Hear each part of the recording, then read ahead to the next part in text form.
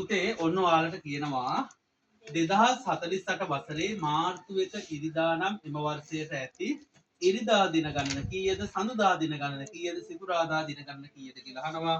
ඉතින් මගේ පුතාලට මම මේක පැහැදිලිව තේරුම් කරලා දෙන්න ඕන නිසා මම මෙන්න මේ ප්‍රශ්න ටික දැනට తాවකාලිකව මා කරනවා. හරි පුතේ දැන් අපි මෙතනදි කරන්න ඕනේ මුලින්ම මේක කටපාඩම් කරගන්නව නම් ඇත්තටම හදන්න දෙයක් නෑ. හැබැයි ඔන්න මම හදන විදිය නැවත ඔයාලට කියලා දෙනවා. පුතාලා මුලින්ම කරන්න ඕනේ මේ සතිය දවස් 7 ලියා ගන්න. නේ? සඳුදා, අඟහරුවාදා, බදාදා, බ්‍රහස්පතින්දා, සිකුරාදා, සෙනසුරාදා, ඉරිදා කියලා ලියන්න. දැන් 2048 මාර්තු 1 කවද්ද?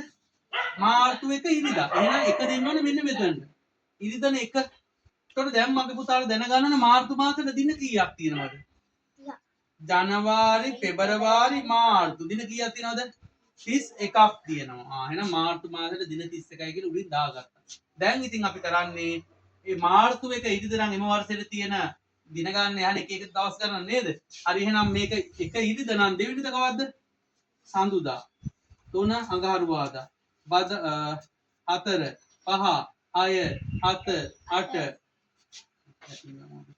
2 3 4 5 6 7 8 ළඟට 9 10 11 12 13 14 15 16 17 18 19 20 21 22 23 24 25 26 27 28 29 30 මාර්තු මාසෙට දින 31ක් තියෙනවනේ. දැන් ඔයාලගෙන් ඇහුවේ මොකද්ද?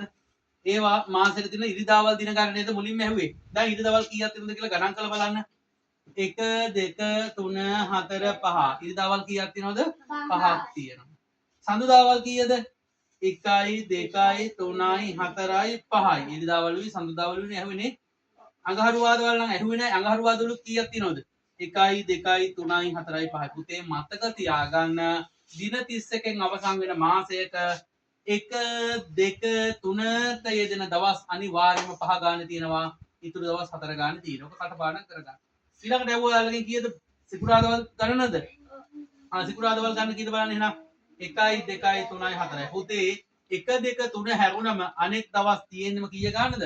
4 ගන්නමි. බදාදවල් 4යි. 1යි 2යි 3යි 4යි. බ්‍රහස්පතින්දවල් 1යි 2යි 3යි 4යි. සෙනසුරාදවල් 1යි 2යි 3යි 4යි. සිකුරාදවල් 1යි 2යි 3යි 4යි. පැහැදිලි. මෙච්චරයි මතක තියාගන්න ඕනේ දරුවන්ට මතක් කරවන්න ඕනේ මෙච්චරයි. පුතේ දින 31කින් අවසන් වෙන මාසෙක පළවෙනිදා කවද්ද? බදාදා නම් බදාදවල් 5යි. දෙවෙනිදා බ්‍රහස්පතින්දා නම් බ්‍රහස්පතින්දවල් 5යි.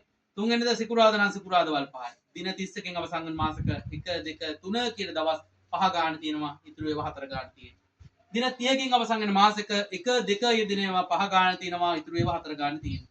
දින 30කින් අවසන් වෙන 29කින් අවසන් වෙන මාසෙක පළවෙනිදාට යෙදෙන දවස් විතරමයි පුතා 5ක් තියෙන. ඉතුරු ඒවා 4 ගන්න තියෙන්නේ. දින 28න් අවසන් වෙන මාසෙක දින 5කින් අවසන් වෙන එක දවසක්වත් නෑ. ඔක්කොම දින 4 ගන්න.